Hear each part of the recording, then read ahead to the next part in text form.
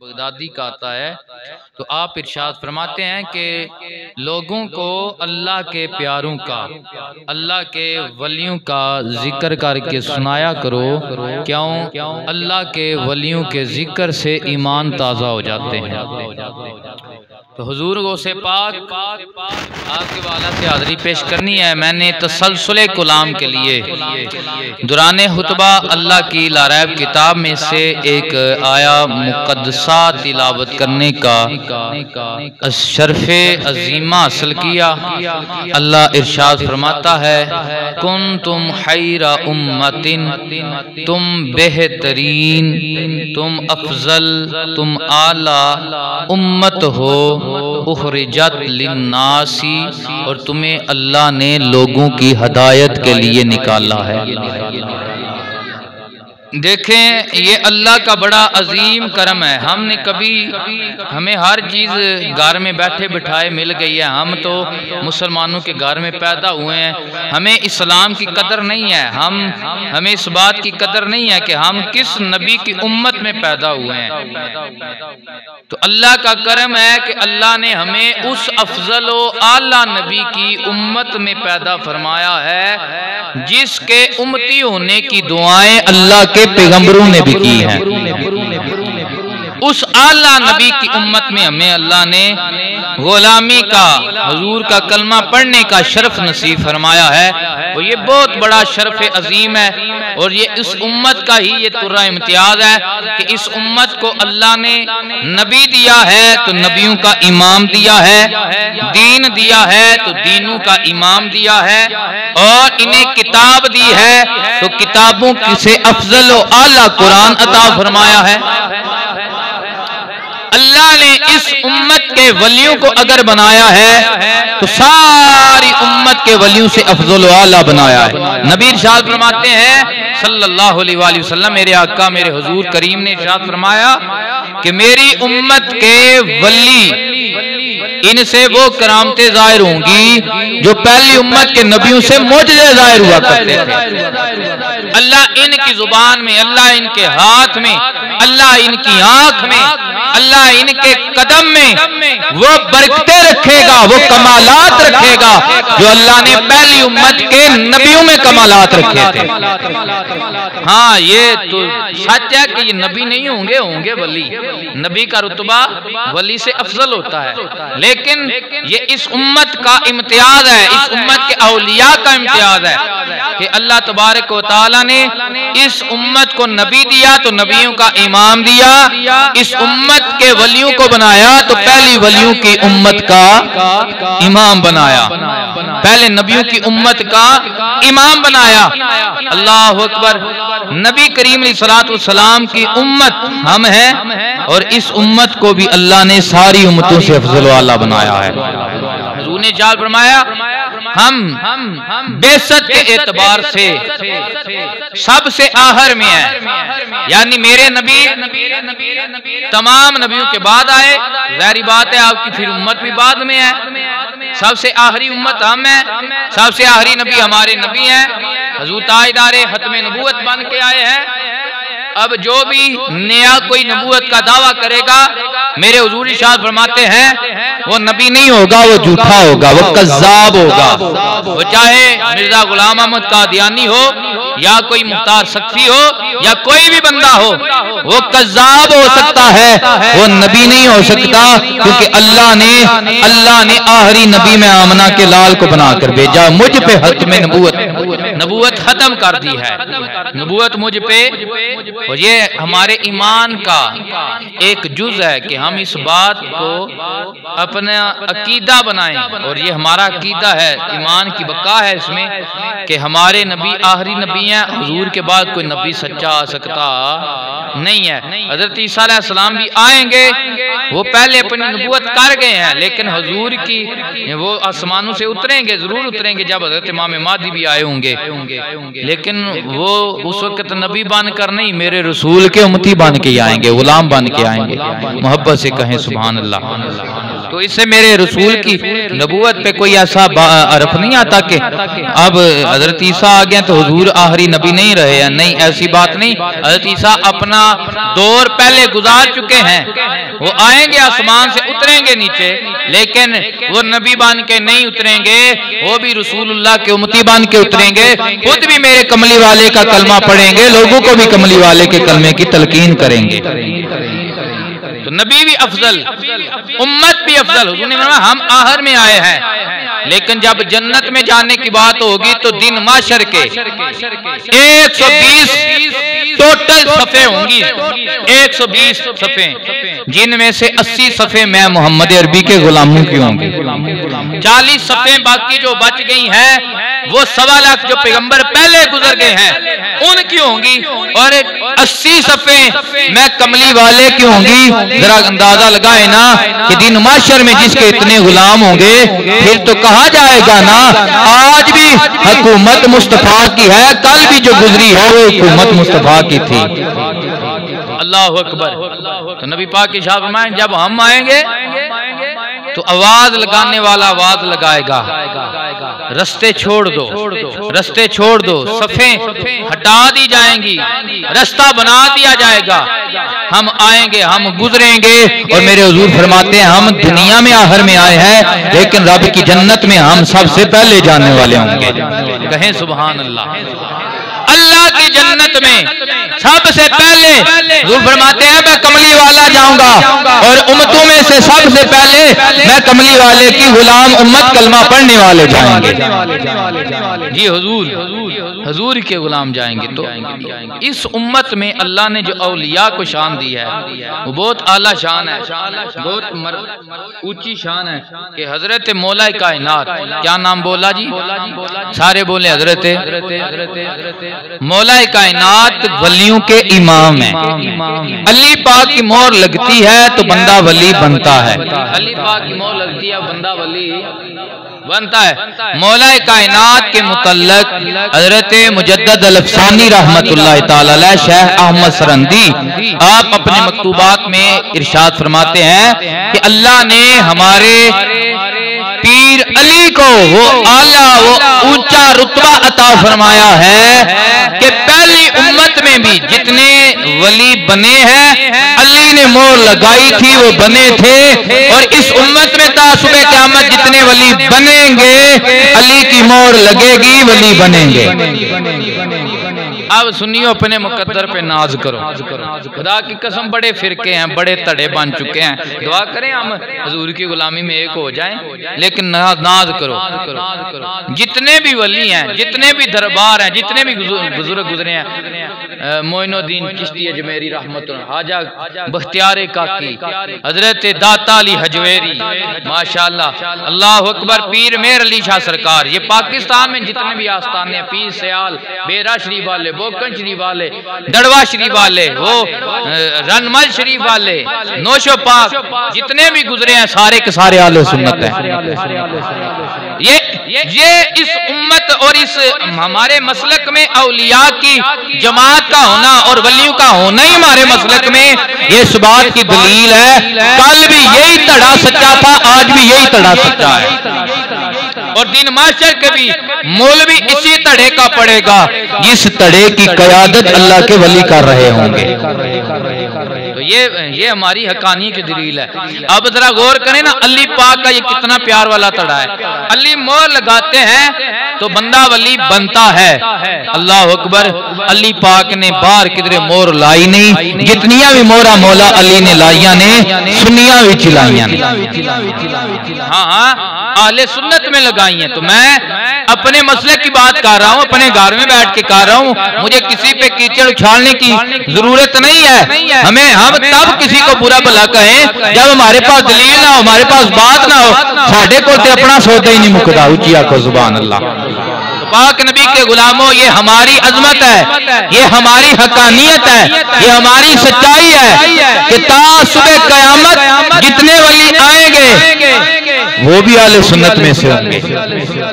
और आज तक जितने गुजर चुके हैं, एक एक का मजहब चेक कर लो, एक एक का दड़ा चेक कर लो, सारे के सारे नबी पाक के मोहब्बत करने वाले, हुजूर की आल की मोहब्बत का दम भरने वाले, हुजूर की असहाब का अदब करने वाले, अल्लाह अकबर, हुजूर की निस्बत का हया करने वाले सारे सुन्नी थे। अल्लाह अली पाक ने सारियां मोहरां और तुहानू लाइयां ने, उच्ची आखो सुभान अल्लाह। इस गल की दलील है कि पीर अली साडे ते राजी ने, पीर अली साडे ते राजी ने। तो मौला कायनात आप वलियों के इमाम है। रूहानियत का जो एक वलायत दर्जा है बहुत ऊंचा, नबूवत के बाद ये दर्जा है, तो आप वलियों के इमाम है। हजरत मुजद्दद अल-सानी फरमाते हैं कि मौलाए कायनात और 12 इमामों के बाद, मौलाए कायनात और 12 इमामों के बाद सबसे अफजल वलायत में रुतबा बगदाद वाले 11वीं वाले पीर का है। कहें सुभान अल्लाह। हुजूर गो से पाक का है, हुजूर गो से पाक का है। और हुजूर गो से पाक ऐसी कामिल और अकमल हस्ती है कि मुजद्दद पाक फरमाते हैं क़यामत तक जब तक इमामे मादी नहीं आएंगे तब तक हुकूमत हजरत गो से पाक की जारी रहेगी। क़यामत तक हुजूर गो से पाक की हुकूमत जारी रहेगी जब तक इमामे मादी नहीं आएंगे। यह रुतबा जो है 12 इमामों के बाद जो हुजूर गो से पाक को मिला है, यह किसी और को नहीं मिलेगा। हाँ, जब इमामे मादी आएंगे फिर डंका इमामे मादी का बजेगा, फिर ये रुतबा इमामे मादी को अता किया जाएगा। जब तक इमाम मादी नहीं आएंगे वसीयत का ये आला रुतबा, गौसे आजम का ये आला शरफ किसी और के पास नहीं है, न जाएगा। ये पीर 11वीं वाली सरकार के पास ही रहेगा और आपकी हुकूमत जारी सारी है। अल्लाह हुजूर गो से पाक बड़ी अजमत वाली है। आपके हम 11वीं भी मनाते हैं, तो ये 11वीं का जो अदद है ये भी बड़ा मुनफरद अदद है। अल्लाह कुरान में इरशाद वल फजरी व लयालिल अश्र, अल्लाह इरशाद फरमाता है मुझे फजर की कसम है और मुझे 10वीं और 11वीं के दिन और रात की कसम है। 10वीं और 11वीं के दिन और रात की कसम है। तो अब दिनों की कसम उठाने की क्या जरूरत है? वजह यह कि इस निस्बत इसके साथ बड़ी निस्बत है। जब हजरत आदम अलैहिस्सलाम आग को पैदा किया गया, आग का पुतला बनाया गया, आग में रूह फूंकी गई, उस वक्त दिन 10वां था और रात 11वीं थी। दिन 10वां था और रात 11वीं थी। और अल्लाह ने महलूक को पैदा फरमाया, ये जमीन बनाई, आसमान बनाए, लोहो कलम पैदा फरमाए। दिन 10वां था, रात 11वीं थी। हजरत आदम अलैहिस्सलाम की तौबा कबूल हुई, दिन 10वां था, रात 11वीं थी। हजरत नूह अलैहिस्सलाम की वो जो कश्ती है वो किनारे लगी थी, दिन 10वां था, रात हाँ जब पानी सूखा था वो दिन 10वां था, रात 11वीं थी। हजरत जनाबे वाला इब्राहीम अलैहिस्सलाम और इस्माइल अलैहिस्सलाम की जो कुर्बानी वाली बात है, दिन 10वां था, रात ऊंची बोलो, दिन 10वां था, रात 11वीं थी। हजरत यूनुस अलैहिस्सलाम आग को मछली के पेट से बाहर निकाला गया, दिन 10वां था, रात 11वीं थी। हजरत यूसुफ अलैहिस्सलाम को वो कुएं से निकाला गया, दिन 10वां था, रात 11वीं थी। अल्लाह अकबर। हजरत ईसा अलैहिस्सलाम को आसमानों पे उठाया गया, दिन 10वां था, रात 11वीं थी। अल्लाह अकबर। जब मेरे इमाम इमाम आली मुकाम इमाम हुसैन अलैहिस्सलाम ने करबला के रेगजारों में इस्लाम बचाया था, उस वक्त भी दिन 10वां था, रात 11वीं थी। तो ये दिन 10वां, रात 11वीं, इसकी बड़ी निस्बत है, इसकी बड़ी निस्बत है। तो ये 11वीं शरीफ की निस्बत हुजूर गौसे पाक से कैसे हुई? हुजूर गौसे पाक वो टल्लू वाले पीर नहीं थे, वो तसब कसब वाले पीर नहीं थे, वो लिट मिट वाले पीर नहीं थे, वो कोटू मोटू नहीं थे, वो शराब और नशे वाले पीर नहीं थे। हुजूर गौसे पाक आलमे दीन थे। इब्ने तैमिया जिसने हर आलिम पे जरा की है, जिसने हर तरफ उसने इख्तिलाफ किया है, लेकिन जब बात आई ना मेरे होश पीर की तो वो भी कहने पे मजबूर हो गया कि मैं इस बात का एतराफ करता हूँ कि कायनात में जो इल्मियत का रुतबा अल्लाह ने उसे पाक को अता किया है, बादशाह के किसी को ऐसा रुतबा अता ही नहीं किया है। वो भी ये मानने को तैयार हो गया, इतना बड़ा इल्म में रुतबा है हुजूर गौसे पाक का। वो यूं ही पीर नहीं थे। आज तो जो दीन पढ़ ले, जो मौलवी बन जाए, हम उसे पीर ही नहीं समझते। हमारे नजदीक पता नहीं पीरी मुरीदी का क्या मयार है। जेड़ा जनाब महीना महीना नहावे ना वो पीर है। जिदे हथा पैर सारे पासे उन्हें संगल बन्ने होन, संगल ते जानवर ते कुत्तियां नूं पाई देने, वो बंदियां दा संगला ना कितर लगे। हमारे नजदीक वो पीर है जो जितना बड़ा कड़ाल मारे, जितना बड़ा झूठा दावा कर दे, वो पीर है। ना ना ना, पीरी के लिए भी इल्म शरत है। इतना कम अज कम इल्म शरत है कि बंदा अपने मुरीद को नबी का दीन कम अज कम जरूरी मसाइल बता सके। वो जुबानी ना बता सकता हो, किताब से निकाल के बता सके, इतना कम अज कम जरूरी है। पीरी के लिए भी शर्त। तो आज जिस पीर को खुद कलमा सीधा नहीं आता वो पीर बना है। पक्की बात है, हमने देखे ऐसे लोग जो कलमा सीधा नहीं पढ़ सकते। एक उन्हें बस वो तवीज आता होता नादे अलियन, वो भी हम देखते हैं। कल एक पीर साहब को मैं पढ़ते देखा, इरा भी सीधे नहीं पढ़ने आते। नादे अलियन मजहर अल अजाइब तजिद हुआन लाका फिन नवाइब कुल्लु हम्मिन व गम्मिन सयंजली बेअज़मती का या अल्लाह बेनबुवती का या मुहम्मद बेवलायती का या लियो या लियो या ली नाराए हादरी। एक यही आता होता है आज के ये जो 2 नंबर अटकल पर पीरों को, तो ये भी सीधा नहीं पढ़ते, ना लिखना आता है ना पढ़ना आता है, तो पीर बने होते हैं। तो मेरे नबी के गुलामों, ऐसे पीरों से भी जरा जान छुड़ाएं और थोड़ा सा अपने ज़हन में ये बात बिठाएं कि इल्म भी बहुत जरूरी है। अल्लाह ने इंसान को जो शरफ अता फरमाया है ना, इंसान को अशरफ मखलूक बनाया है, उसकी एक मेन वजह यही है कि अल्लाह ने इंसान को इल्म अता फरमाया, इल्म अता फरमाया। और दूसरी वजह मेन ये है कि अल्लाह ने अपना महबूब इंसानों में भेजा है, इस महलूक में भेजा है। अल्लाह ने इसलिए इंसान को सारी महलूकों से अफजल बनाया है कि इसे इल्म दिया है, और इस नस्ल में अल्लाह ने अपना मोहम्मद मुस्तफा भेजा है। ये इंसानियत की अफजलियत की शर्त। तो आज हम अल्लाह ताला रहम फरमाए, तनकीद नहीं, मकसद तो है ये बात समझ जाए हम। तो हर जो बंदा जरूरी नहीं होता ये जो तवीर करने वो पीर होता है ना। मेरे रसूल ने क्या इरशाद फरमाया, पीर की क्या निशानी? मेरे आका ने इरशाद फरमाया, अल्लाह के वली जो सही पीर है उसकी निशानी ये है, इज़ारूहु ज़ुकिरल्लाह, जदू ओदा मुख वेखिए तो खुदा याद आ जाए, और जदू ओदा चेहरा वेखिए ते ओदे कोल बवीए खलोवीए ते खुदा दी याद ताज़ा हो जाए, तो खुदा दा हो पैदा हो जाए। अल्लाह अकबर। तो मैं भी कभी सोचता था ये हदीस हुजूर ने फरमाई है भाई चेहरा वेखिया भी खुदा याद आउंदा है, फिर जदू बोकण वालियां नूं वेखिया, उच्ची आखो सुभान अल्लाह। जब पीर सैयद ज़ाहिद सदीक शाह साहब को देखा तो फिर पता चला मेरे नबी दी जुबान साडे वास्ते कुरान, किसे और दा बयान चंगा लगदा ही नहीं।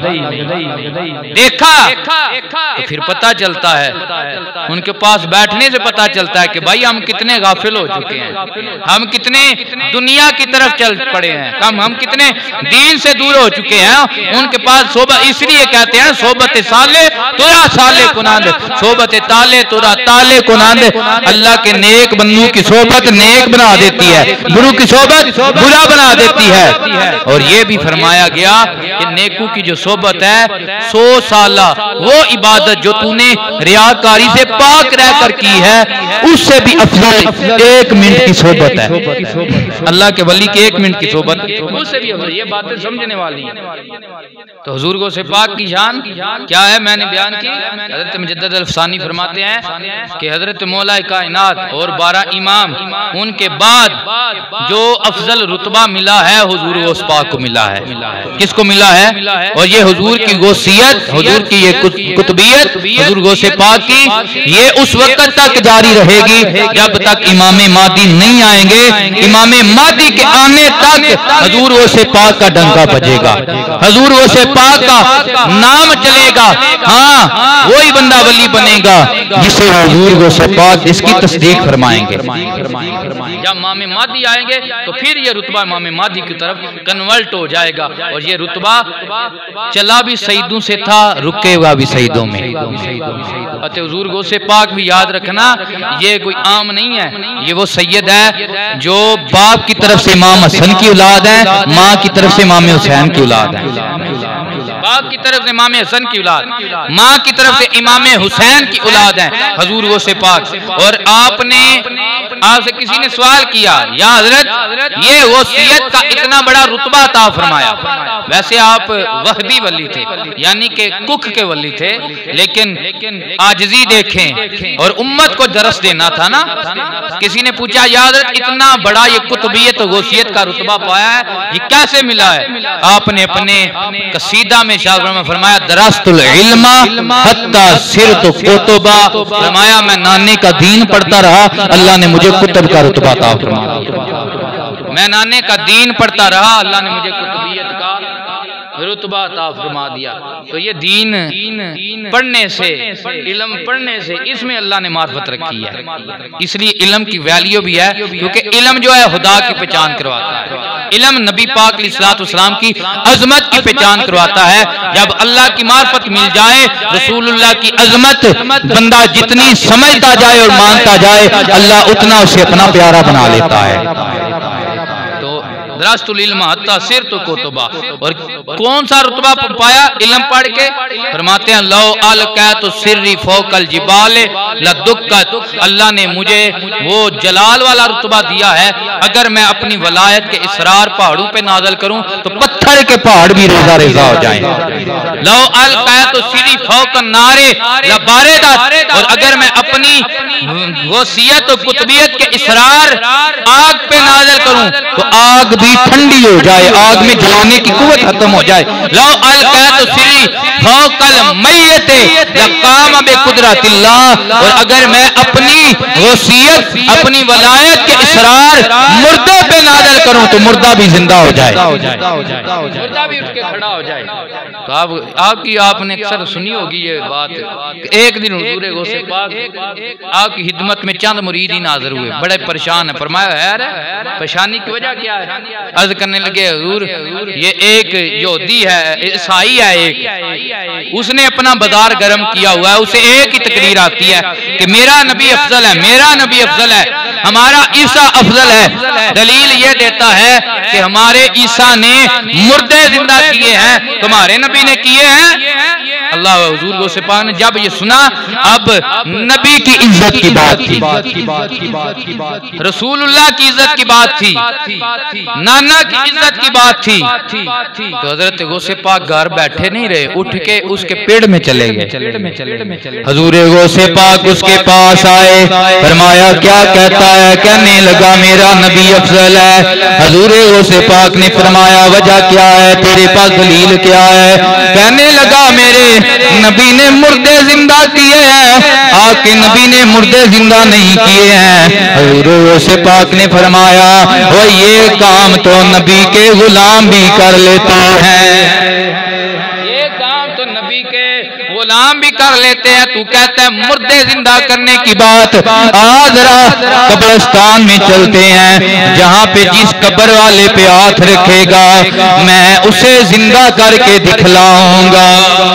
अल्लाह अकबर। वो दौड़ा दौड़ा आया, ये तो उसने बड़ी बात की है, भला कैसे कब्रों में मरे ये जिंदा करेगा। वो 100 साल पुरानी गवैये के कब्र पे आके खड़ा हो गया, कहने लगा अगर आप अपने दावा में सच्चे हैं, ये जो 100 साल पहले मर गया था गवैया, इसे जिंदा करके दिखलाएं। हुजूर गौस पाक ने फरमाया मैं तुझे अपना ऑर्डर करता हूँ। ईसा तो कहते थे कुम बे इज़्निल्लाह, अल्लाह के हुक्म से खड़ा हो जा, मैं तुझे अपना अपना ऑर्डर करता हूँ, आज खड़ा हो जा। उसकी कब्र फटी, मट्टी हड्डी, वो उठा और खड़ा हो गया और मेरे नबी का कलमा सुनाने लगा। ये गौसे पाक ने जब इतना करके दिखलाया ना, फरमाया तू मेरे नबी के मुतल्लक बातें करता है, जरा ध्यान कर, ये काम तो नबी के गुलाम भी कर रहे हैं। चाहे तो इशारों से अपनी काया ही पलट दे दुनिया की, ये शान है हिदमत गारों की, सरदार का आलम क्या होगा, कहिए ये शान है हिदमत गारों की, सरदार का आलम। हुजूर गौसे पाक अल्लाह ने आपको ये शान और अजमत अता फरमाई है। कितनी अजमत वाले थे हुजूर गौसे पाक। अल्लाह ने आपको जो इल्म अता फरमाया था, बयान नहीं करते थे, वाज नहीं फरमाते थे। एक रात सोए कमली वाले तशरीफ ले आए, तो जो है हुजूर तशरीफ ले आए, फरमाया बेटा बयान नहीं करता, मेरा दीन पढ़ के लोगों को सुनाया कर, मेरी हदीसें बयान किया कर।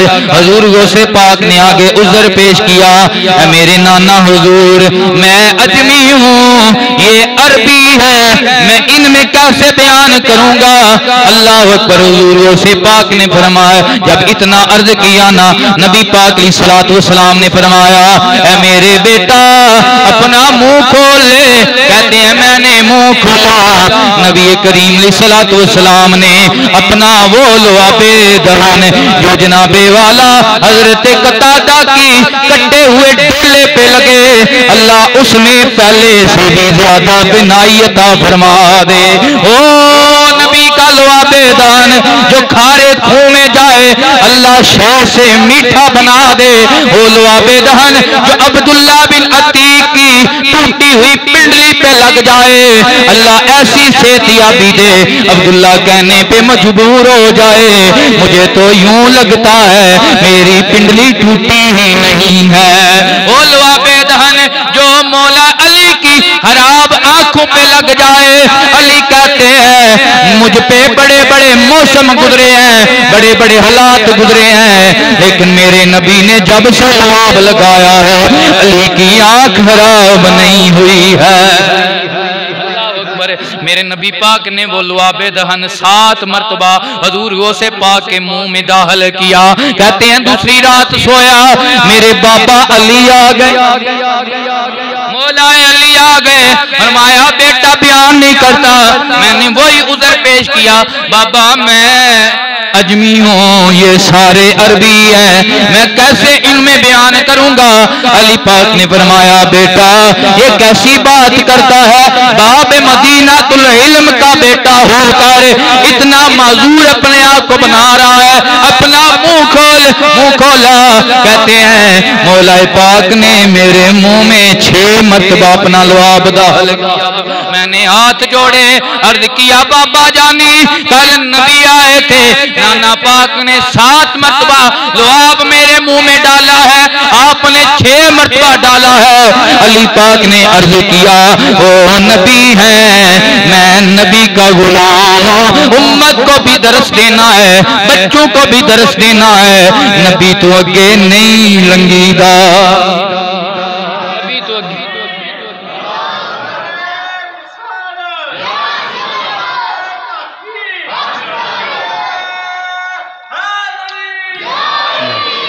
अल्लाह अकबर। अब बयान का ये आलम है, हजूर गौसे पाक बयान फरमाते हैं लाखों का मजमा होता है, आज खुदा की कसम थोड़ा सा मजमा हमारी मस्जिद में आ जाए, स्पीकर लगाने के बाद भी बाहर वाले कहते हैं यार आवाज सही नहीं आ रही है। मेरे गौसे पाक के बयान का ये आलम था, हजूर गौसे पाक लाखों के मजमे में बगैर स्पीकर के बयान फरमाया करते थे।